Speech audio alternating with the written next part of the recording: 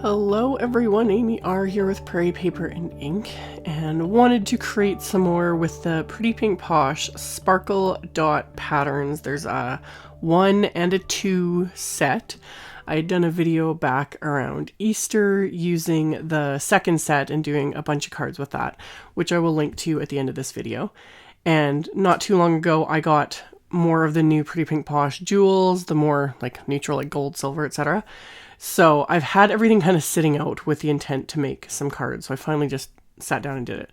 So I die cut some white cardstock with the largest of the the MFT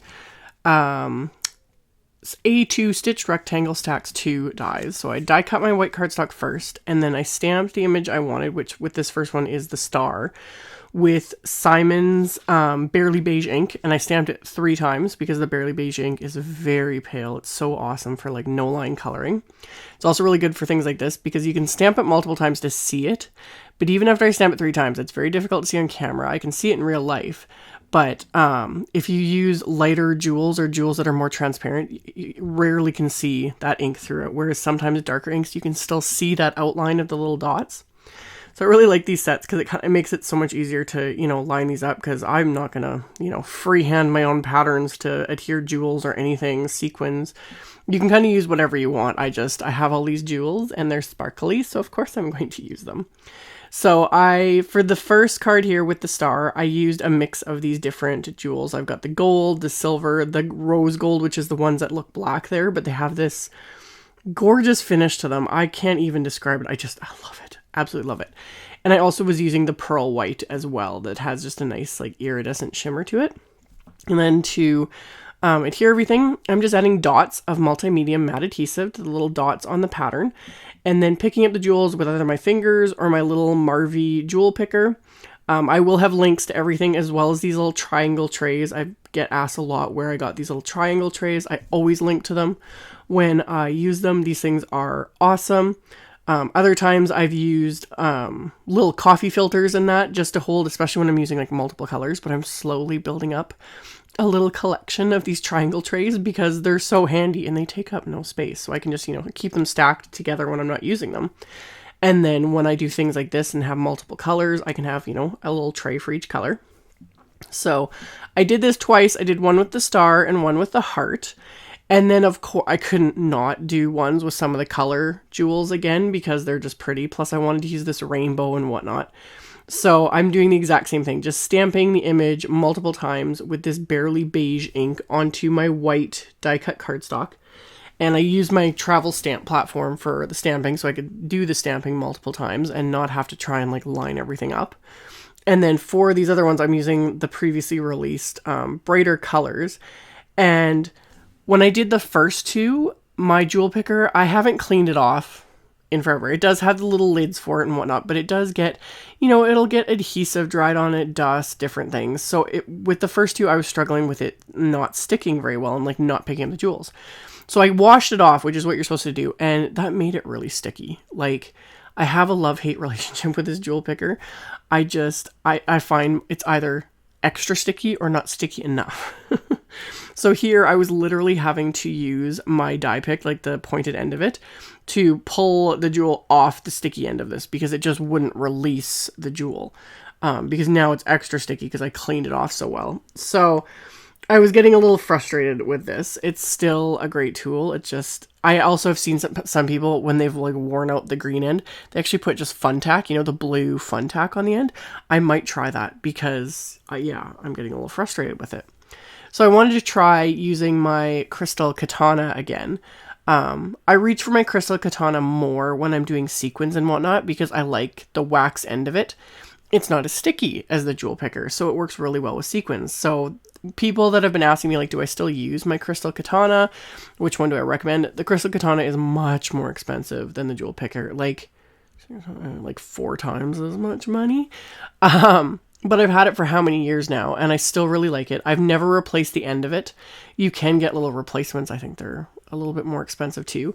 But because, like I said, it's a wax end, which you'll see in a second here, it has that large black end, and it is wax.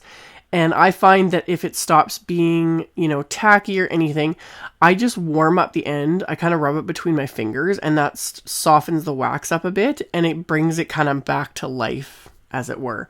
So I used it on this, and I was actually I enjoyed it using this more than I did my jewel picker. It's personal preference. Like, you don't have to have a more expensive tool like this, but I definitely recommend something like the jewel picker at the very least when you're working with things like these jewels and sequins, because especially the littler ones, the bigger ones aren't bad. You can just pick them up with your fingers. I do that all the time.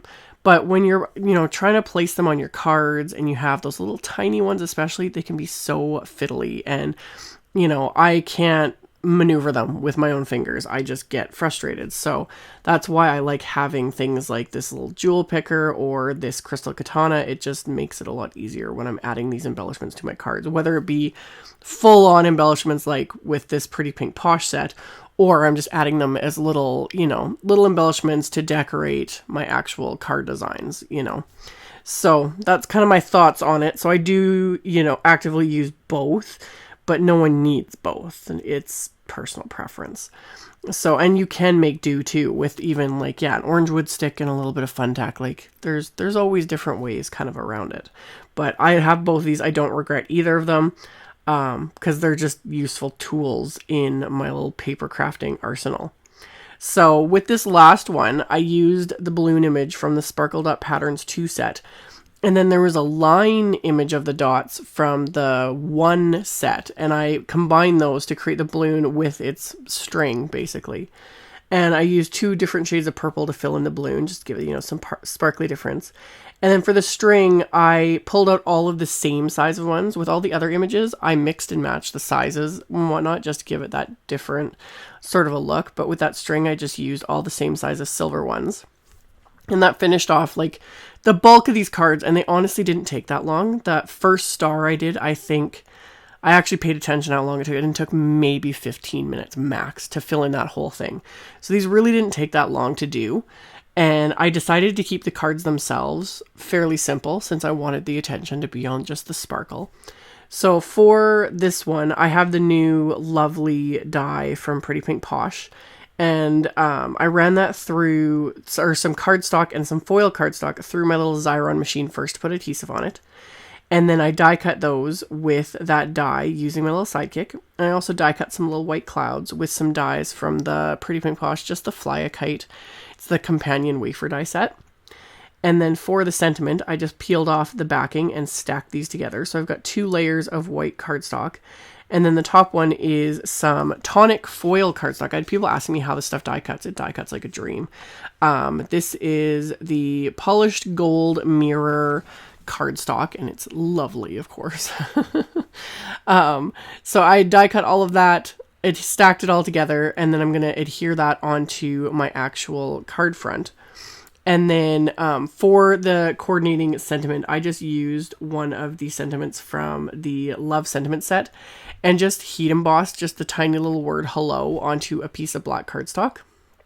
And then to finish off the inside of the card, I am using the Simple Sayings Life stamp set, and I just lined that up on the inside of my card.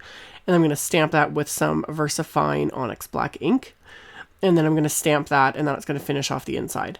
And then for adhering all of the panels that I had adhered jewels to, I'm going to adhere those to the card bases just using my Xyron Mega Runner and just running the adhesive all along the back. I decided to adhere all of them flat to the card bases just to keep things more simple, since all the dimension and everything is really on those jewels. So not going to pop anything up with foam tape, etc. Just keeping that fairly simple. So I'm going to adhere that into place, and then I can adhere my die cut sentiment in place, and then I'm going to adhere the little tiny hello sentiment that I had stamped in white and heat embossed, which I did off camera. I just didn't feel the need to film every little thing with these, since the focus again was more on just adhering all the jewels, and then the rest of it was just, sentiments to actually make these into, usable cards. So for that little hello sentiment, I wasn't sure where I was going to place it and kept kind of moving it around, and then finally decided to adhere it over a couple of the jewels there. So I just applied a good little dollop of that multimedia matte adhesive. So that'll stick it down and it'll be good to go. So I did that, and then the rest of these cards I'm just going to show because it was the same sort of process. I just did stamped and either stamped and heat embossed the sentiments, and then adhered them into place with Simon's thinner foam tape. So for this congrats card, I used a sentiment from the Everyday Greetings stamp set from Pretty Pink Posh, and just white heat embossed the word onto some black cardstock, cut it down into a strip, adhered it with the Simon Big Mama foam tape, and then stamped the You Did It from the same set into the inside. And then for the rainbow card, I stamped the For You from that same Everyday Greetings stamp set right onto one of the clouds, adhered that with the same Simon foam tape, and then finished off the inside of the card with another sentiment from that Everyday Greetings set. And for this last one with the balloon, the Birthday Greetings is from the Birthday Friends stamp set. And then the inside sentiment is from that same Everyday Greetings set, which is like a must-have sentiment set.